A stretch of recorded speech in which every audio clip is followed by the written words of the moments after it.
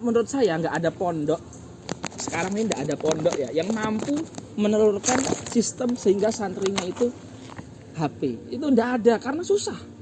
Karena HP itu lebih interaksi kita dengan HP itu lebih sering daripada mungkin interaksi guru dengan murid.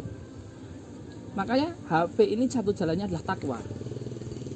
Kalau kita punya ketakwaan, kita dekat dengan Allah, kita punya ibadah, kita muhasabah, kita berpikir hidup untuk apa, itu ya kita baru bisa itu untuk mengontrol diri kita dengan HP. Ya, ketika kita sudah bisa mengontrol dengan HP, barulah di situ kita memulai memaksa untuk membaca. Ya, karena gini, sumber ilmu dari guru dan dengan membaca. Ya, gak mungkin kalau sumber ilmu itu hanya dari guru saja.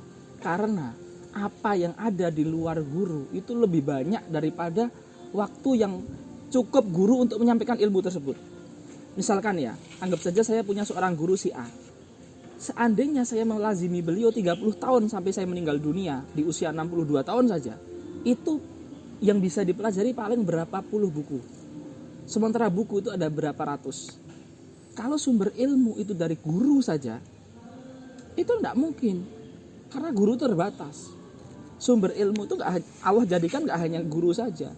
Betul, Nabi talaki dengan Jibril, tapi ada juga Iqra juga, membaca. Nah, kita itu kalau sudah ngaji enggak, membaca enggak, ini bahaya sekali. Kita tidak akan bisa belajar. Dan membaca itu awalnya memang harus dipaksa. Karena banyak hal di dunia ini yang kita itu belum bisa melihat dengan dalam. Banyak hal kita hanya melihat luarnya. Oh ini kayaknya makanannya nggak enak. Akhirnya saya yakin antum sampai detik ini ada yang nggak tahu makanan karena pengalaman pahit ketika masa kecil. Ini makanan ini menakutkan. Sampai sekarang antum nggak suka akhirnya. Kayak saya dari kecil tuh nggak suka durian karena baunya. Tapi ketika suatu saat anak jalan-jalan terus diajak dipaksa, enak sekali sampai sekarang suka. Jadi saya nggak suka sesuatu karena sebuah penilaian yang sangat rendah sekali, baunya saja, bentuknya saja. Nah, membaca itu kenapa harus dipaksa? Karena kita hanya melihat membaca itu mungkin di ini sampelnya saja, sampelnya itu baca itu membosankan. Tapi kita nggak tahu bahwasanya segala sesuatu apapun itu, perubahan apapun dalam segala bidang, pola pikir hidup kita, cara bertindak kita itu dimulai dengan yang namanya membaca. Karena dengan membaca baru akan masuk informasi. Informasi ini itu nanti akan masuk ke otak kita, akan nyetrum hati kita. Nanti hati kita itu akan menyimpulkan, memilih ini yang baik mana yang enggak mana, jadi kelakuan.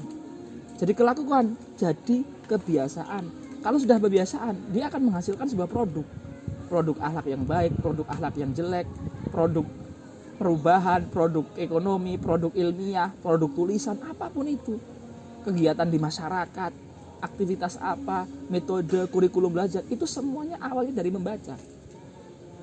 Betul, itu bukan membacanya, tetapi itu hasil dari membaca. Dia wasilah dia. Ya.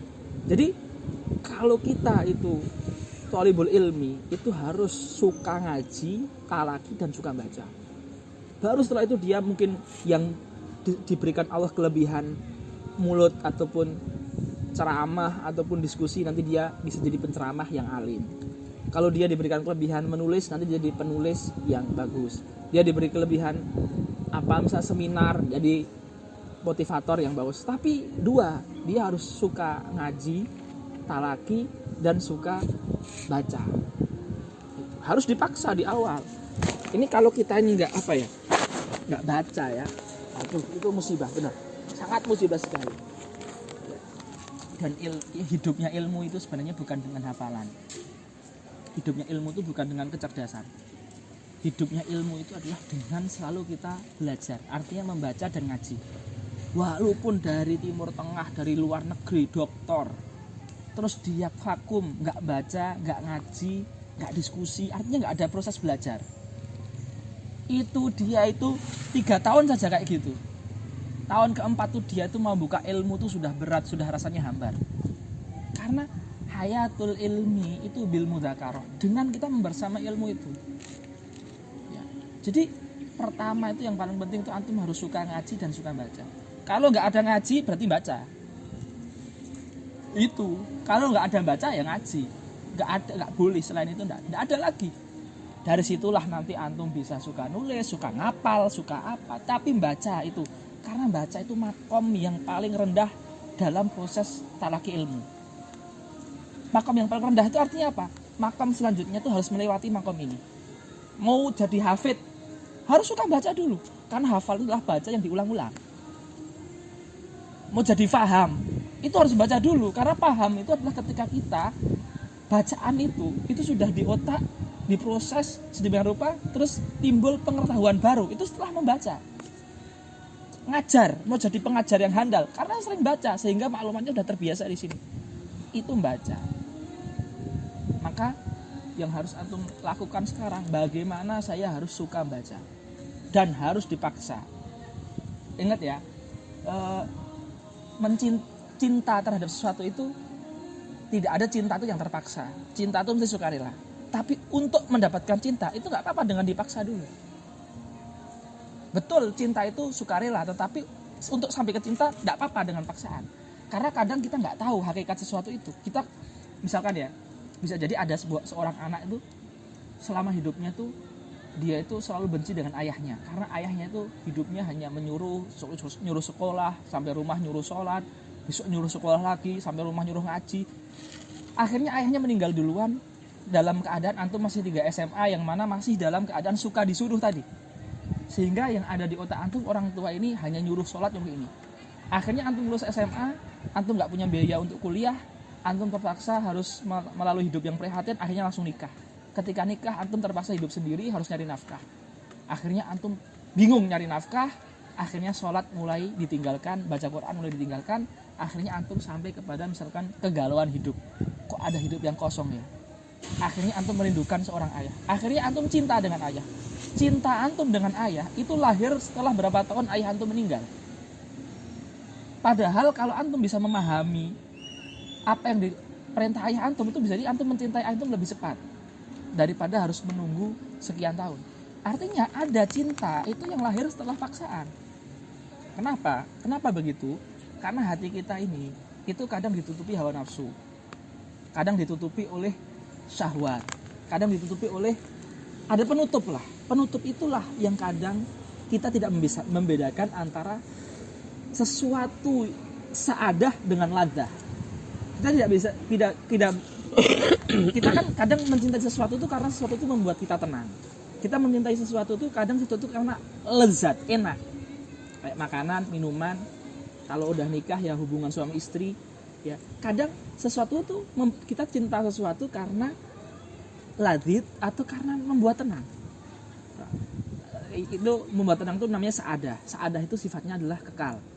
Jadi ketenangan yang dinamakan saadah itu dia akan selalu ada walaupun kita dalam keadaan musibah. Tetapi kalau lazid itu tidak seperti itu, dia sifatnya muakkad gitu ya, temporer.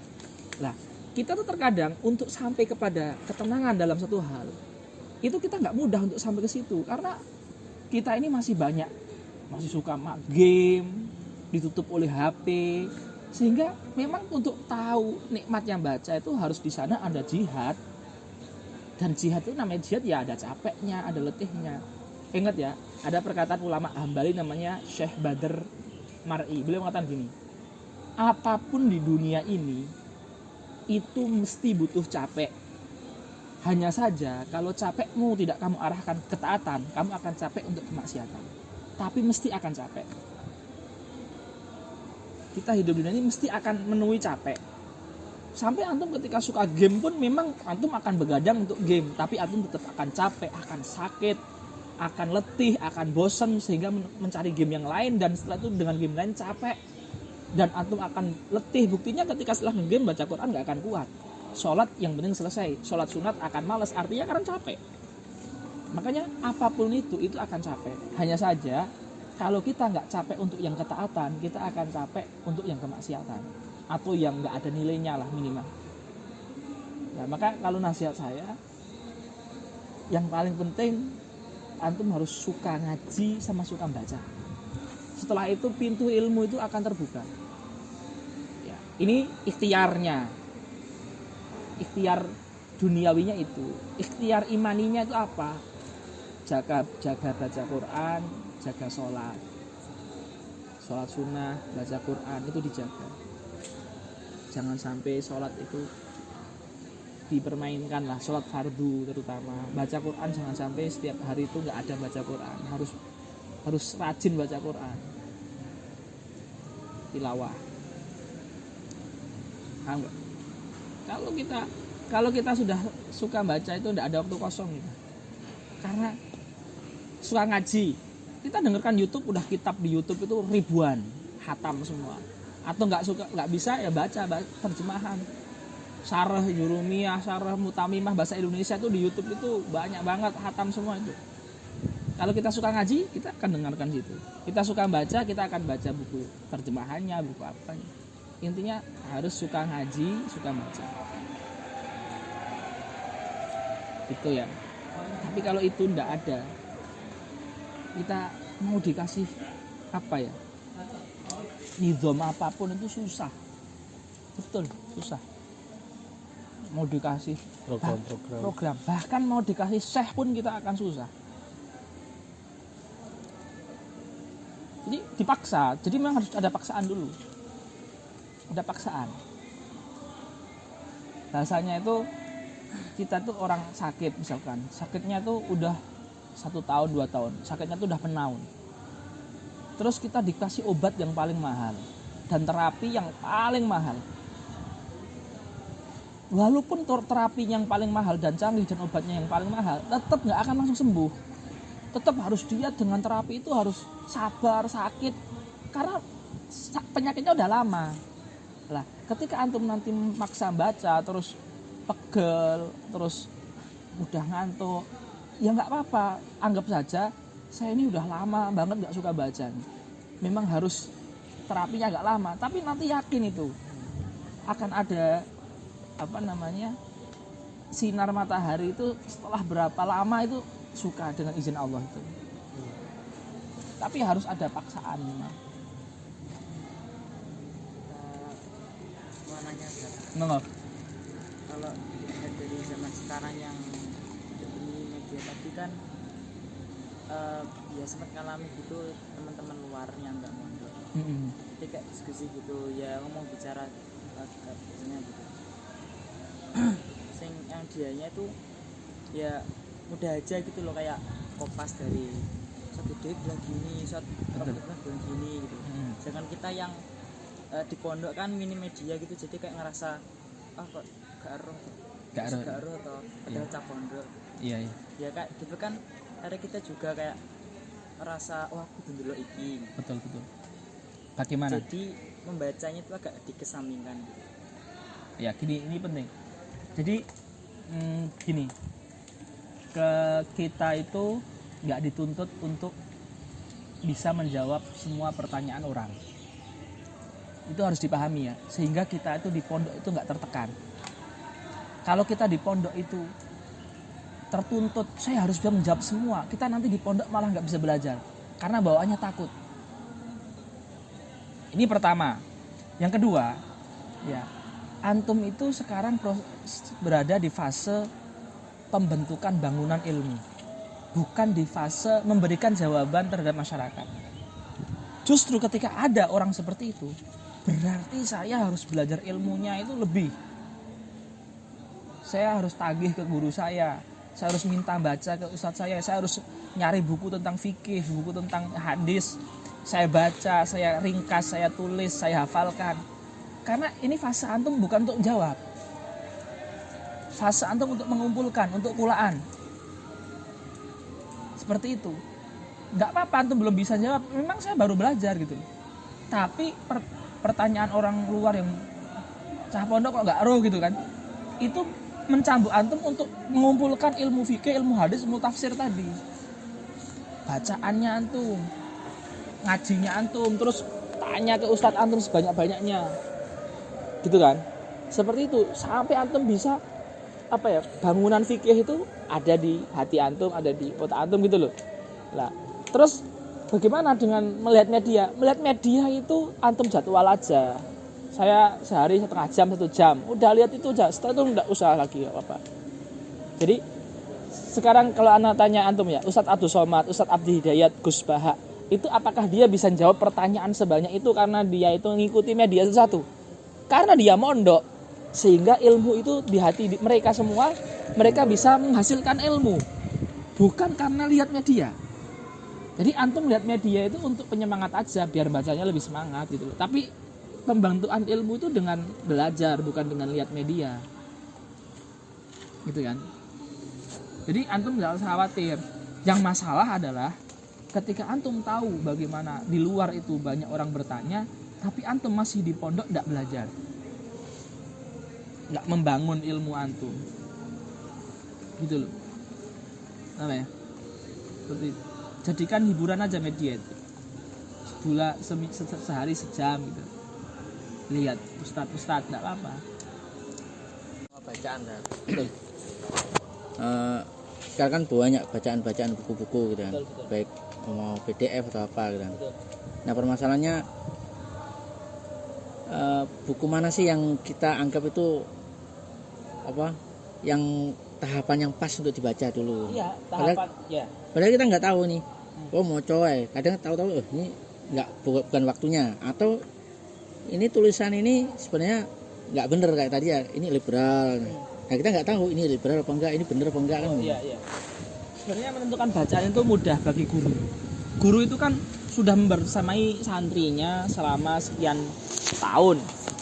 Guru ini harus juga sebagai seorang ustadz, kita itu memberikan referensi kepada anak kita. Contoh, santri kita udah ngaji dengan kita misalkan fikih adab selama 2 tahun.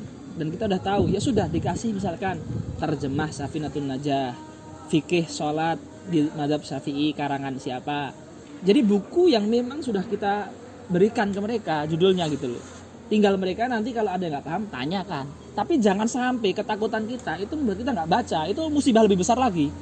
Jadi musibah tidak membaca itu lebih besar daripada musibah ketika membaca, karena musibah itu nggak bisa kita hindari.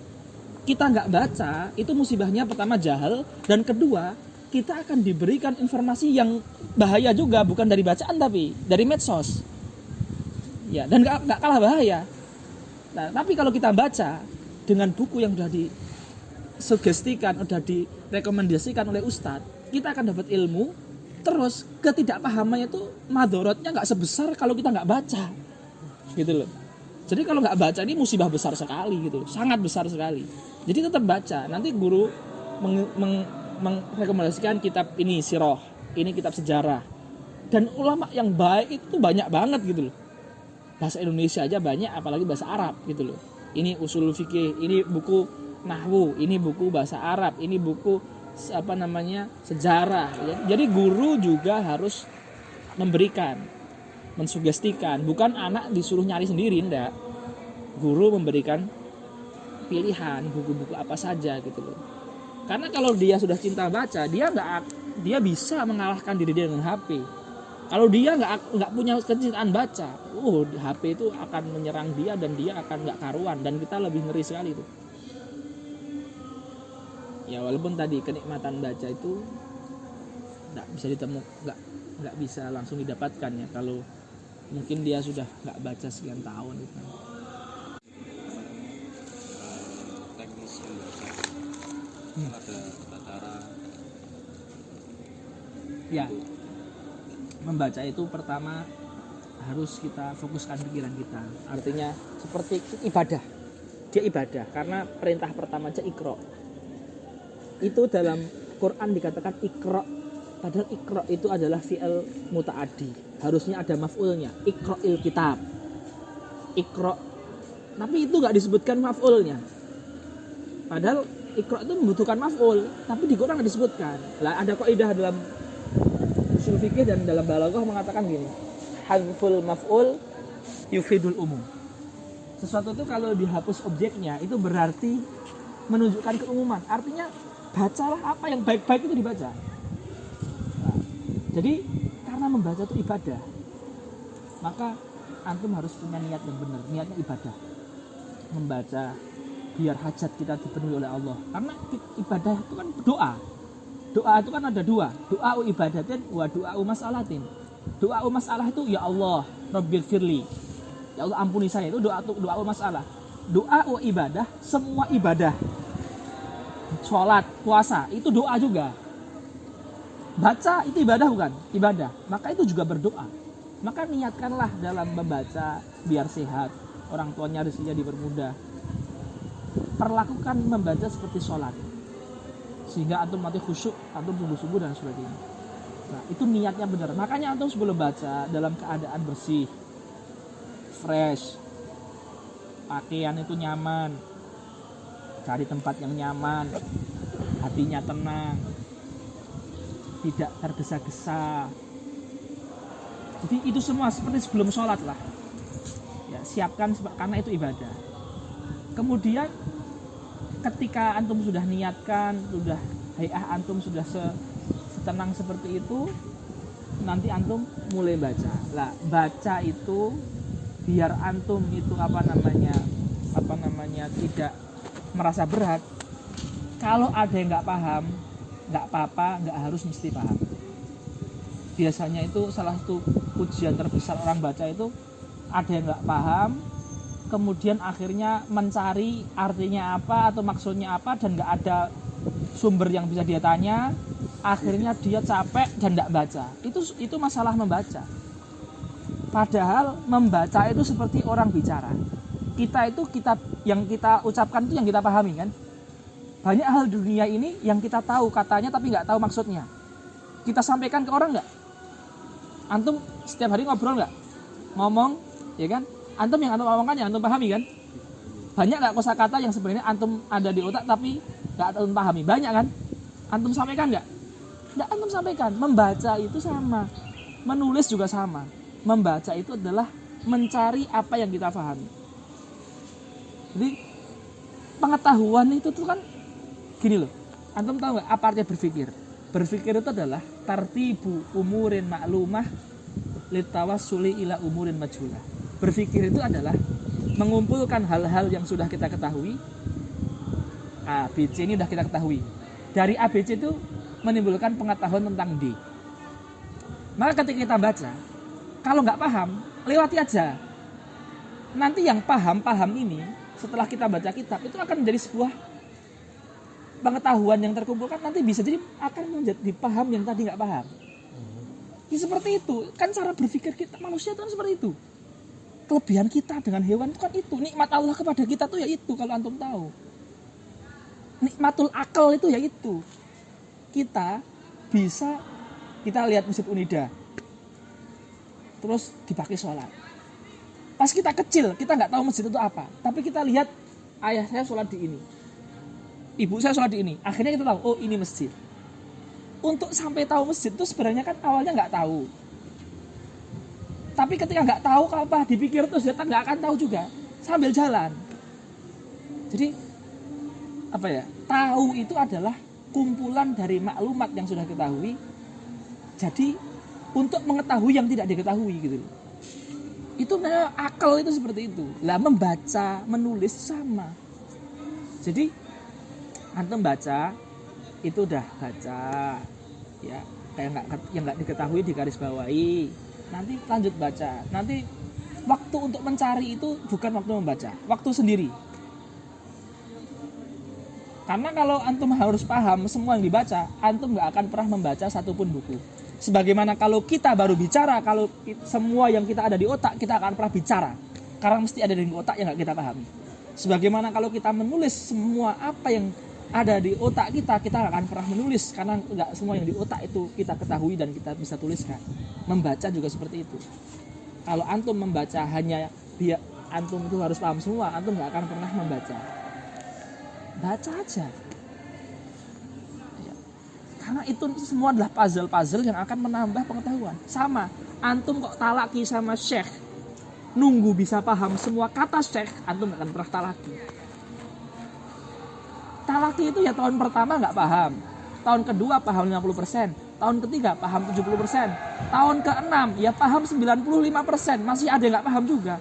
Karena kalau paham semua kita sudah nggak manusia lagi, kita namanya malaikat atau kita apa namanya. Jadi baca itu seperti itu, artinya baca walaupun nggak paham.